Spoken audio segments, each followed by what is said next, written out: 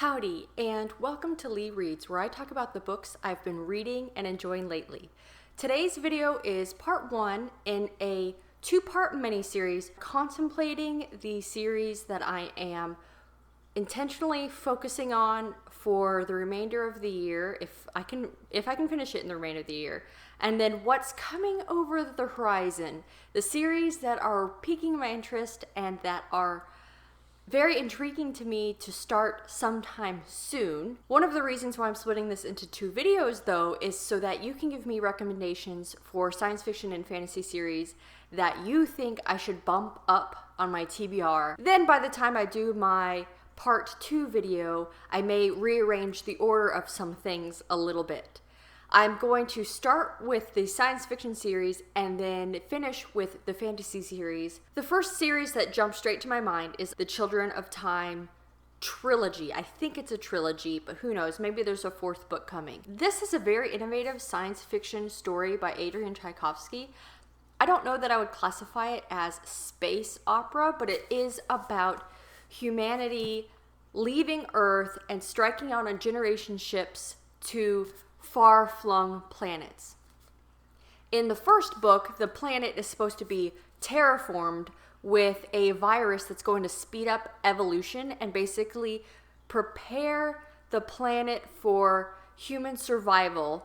That's what the folks on the generation ship think, but the scientist in charge of the project has other plans. Of course, the project goes wrong, and it's not the primates that end up getting an accelerated evolution. It's a different species entirely, and when humanity gets there, there's some interesting consequences to that. That is the setup to the series.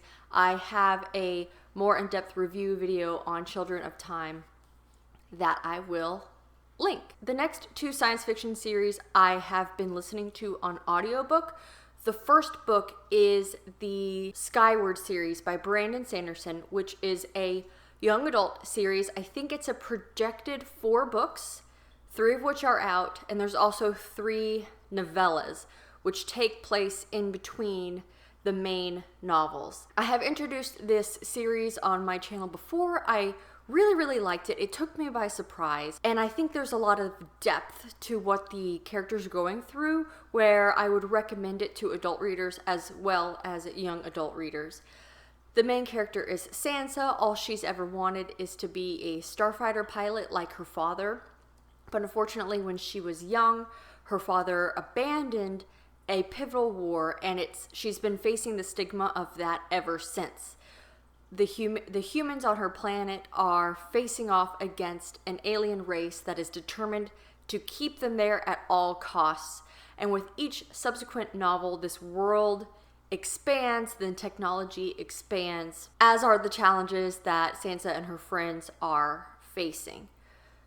I am on book 3 currently, so I need to finish book 3 and the novella that comes after it, and then I'll be caught up for the release of book 4, which I think is next year. So that's why it's more of a priority for me, so I can get caught up before the next book releases. The third and final science fiction series in this particular list is The Expeditionary Force by Craig Allenson.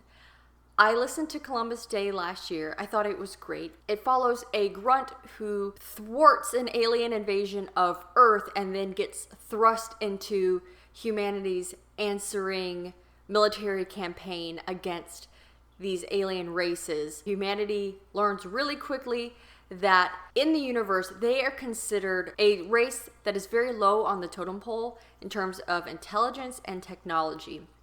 So they're getting their eyes opened to these dynamics between very powerful alien races that have existed for a long time and don't care about using insignificant races like humanity against their enemies. It's a very long series, and I wanted to finish The Expanse before I continued this one. And now that I finished The Expanse, I have kind of space in my brain to take on another long science fiction series that has been recommended to me several times by y'all. Moving on to fantasy, the first on the list probably isn't a surprise based on my current TBR and reading wrap-ups, but that is Legends of the First Empire by Michael J. Sullivan. It's a 6-book series. I still need to get book 1 and book 6. I've finished book 2, so I'm right in the middle. I'm on book 3. And I think that I should be able to finish this series this year if I read 1 book a month or every other month. I have a reading vlog on Age of Myth, the first book in the series. It's an epic fantasy story set when humanity is first truly encountering the races that live with them on the planet, which are essentially elves and dwarves, but they're not called that. And their technology is very rudimentary. Due to some political maneuvering, the elven race they've been determined to keep humanity broken into small groups or clans and pit them against each other, because without the humans fighting against each other and waging war, their population would get out of control compared to the elven race, which really threatens them even though the elves have magic.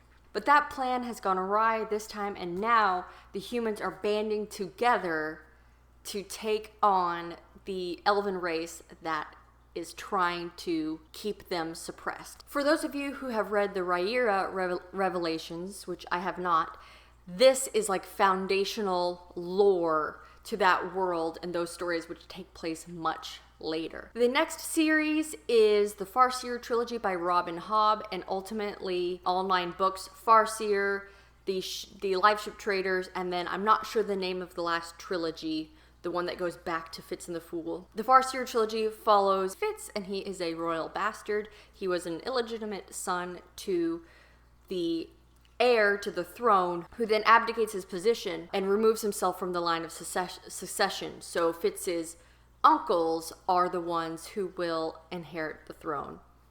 The king has decided to train Fitz as a royal assassin to keep him useful, to keep him loyal, and then also to keep an eye on him, because royal bastards, if they fall into the wrong hands, they could be used in an attempt to usurp the throne. It's a pretty political story so far, while also being very focused on Fitz. So you're seeing the world through Fitz's eyes, and he's naive to a lot of things. But at the end of the first book, I think he's starting to wise up. The last priority for me may be a surprise because I haven't been talking about it lately, but in my quest to read books that I have already purchased, I felt like it would be a good thing to move this up the list. And this is the Winnowing Flame trilogy by Jen Williams. I don't want to pull them all out, but they live right here. I already bought all 3 books. I've read the first one, and it's a very unique series that follows 3 primary characters: an archaeologist, a bodyguard of a dying race, and a witch who can kind of channel life force energy. And they are trying to learn more about this alien race that periodically appears and rains destruction upon humanity. Historically, the Aboran, so the dying race on Earth, they have the knowledge, and they have been able to fight off this alien force. But they've been dying out, and that knowledge is being lost with them. The archaeologist, the bodyguard, and this witch are working together to kind of explore these alien ruins, try to learn as much as they can. They know that an attack is impending because humanity is beginning to have kind of shared prophetic nightmares of its coming. It's a very interesting story.